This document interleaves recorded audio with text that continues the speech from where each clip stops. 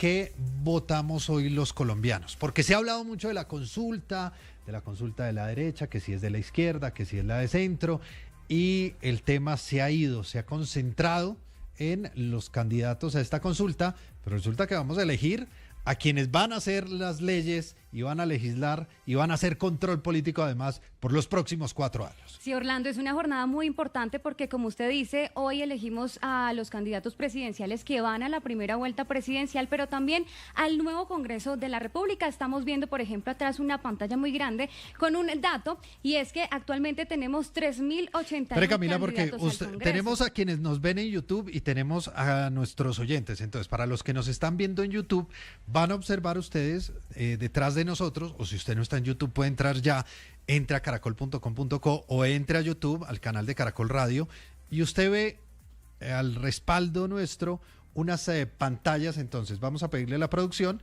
que amplíe este plano para que ustedes puedan ver la información que les va a dar Claudia Camila a nuestros oyentes.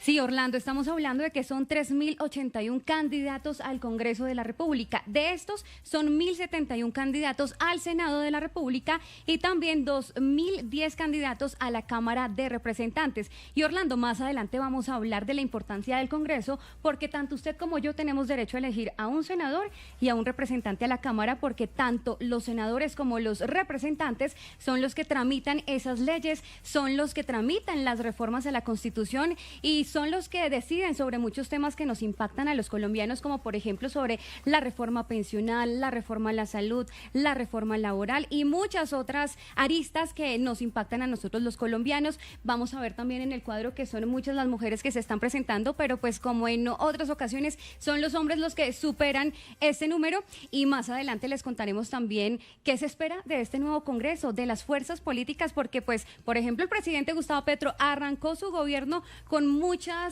agrupaciones que lo respaldaban y ahora ya muchos se han ido a la independencia o incluso a la oposición.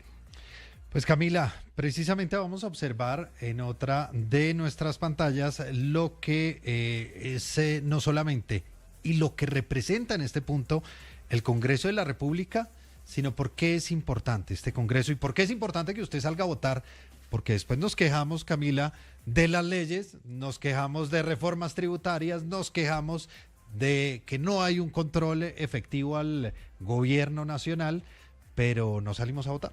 Exacto, Orlando, porque mire lo que les estábamos comentando antes.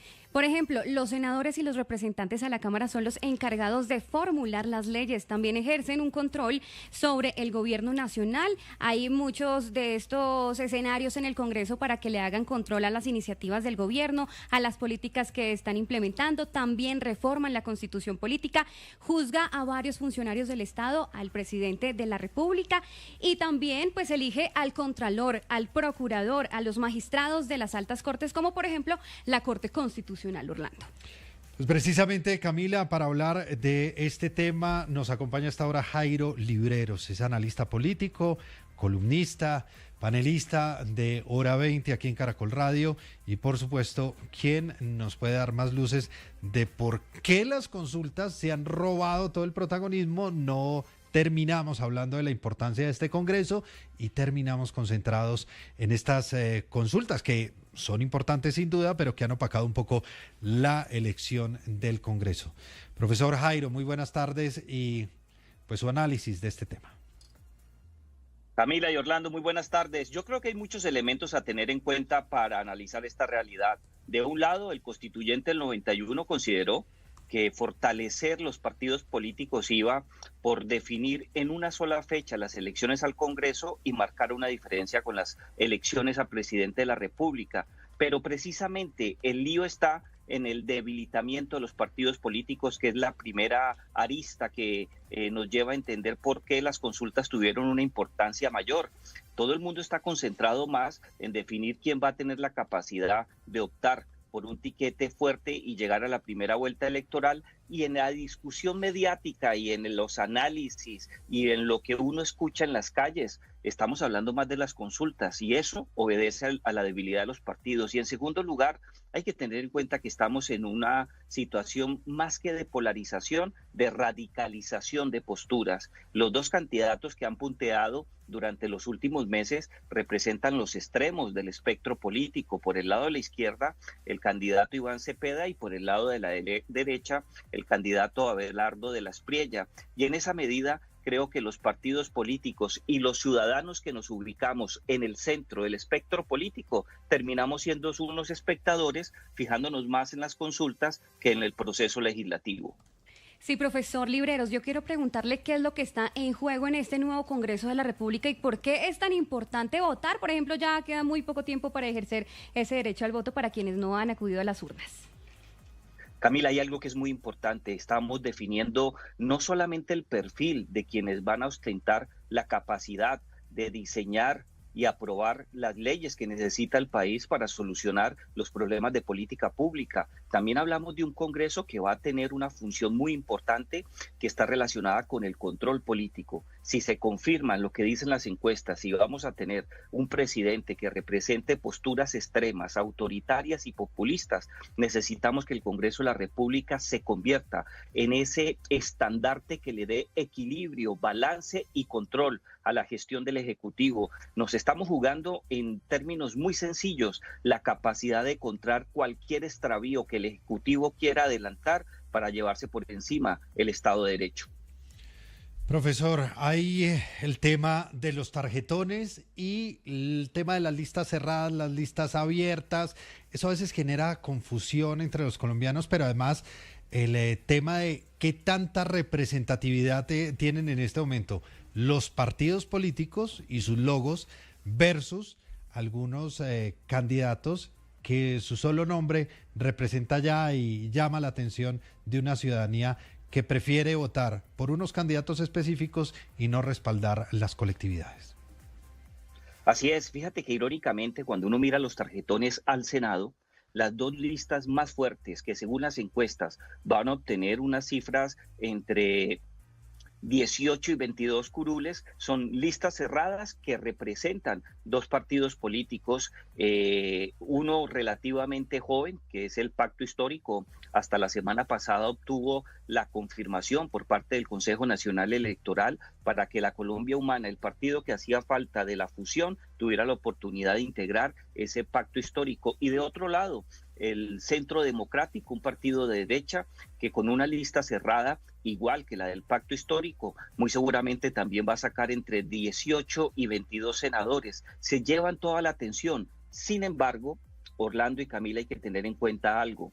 Los partidos políticos tradicionales, que no son precisamente el Pacto Histórico ni el Centro Democrático, todos unidos, si hacemos una sumatoria en medio de lo que es el proceso electoral, también van a tener una votación importante. Son listas abiertas, pero el Partido Liberal, el Partido Conservador, el Partido de la U y el Partido Verde, que por esencia son partidos más de centro, van a obtener una votación muy importante, superior a 40 curules. El resto de curules, que son muy pocas las que quedan, van a quedar distribuidas en partidos minoritarios que muy seguramente van a tratar de superar el umbral y tener por lo menos 3 representantes o 3 senadores en el Congreso de la República.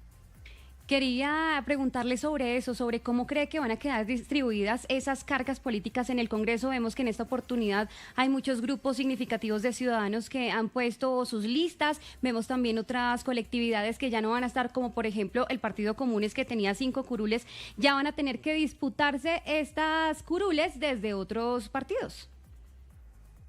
Camila, yo creo que va a haber un empate técnico en el primer lugar entre el Centro Democrático y el Pacto Histórico. Muy seguramente va a sacar 1 o 2 senadores más. El Pacto Histórico va a ser el partido mayoritario en Colombia. Esa fusión de partidos que representan los diferentes matices históricos de la izquierda va a ganar por un espacio o por un margen muy pequeño las legislativas, y creo que lo va a hacer porque en cierta medida el surgimiento de lo que tú mencionabas o la consolidación de esos grupos significativos de ciudadanos, que también es una alternativa que trae la Constitución de 1991, alguno de ellos puede llegar a sacar el umbral. Y hablo de manera particular de dos movimientos políticos. De un lado, Salvación Nacional, que logró recuperar la personería jurídica por cuenta de ese procedimiento que estableció la Corte Constitucional al revivir el nuevo liberalismo, que si llega a sacar el umbral que va a estar por encima, diría yo, de unos 575.000 votos, se va a quedar mínimo con 3 curules. Y esas 3 curules y lo que puede hacer, creemos, el partido del alcalde Federico Gutiérrez de Medellín, si llega a optar también o superar el umbral, también puede quedarse con 3, 4 curules.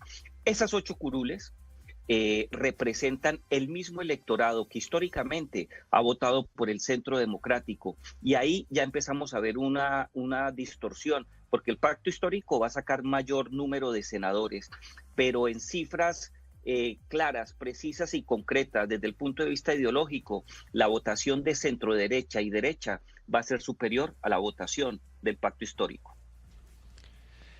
Profesor Libreros, finalmente, ¿qué tanto juegan las encuestas en el momento de decidir de los colombianos?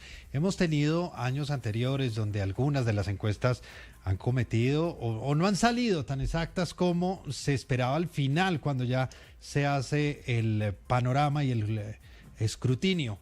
¿Qué tanto están jugando las encuestas hoy en día en la percepción ciudadana y al momento de influirlos para votar? Juegan un papel decisivo, determinante. Existen diferentes elementos en la ciencia política para determinar el papel de las encuestas. No solamente se trata de medir el nivel de reconocimiento que tienen los diferentes candidatos, también se trata de tener una imagen precisa de los niveles de favorabilidad y desfavorabilidad para hacer el trabajo proselitista.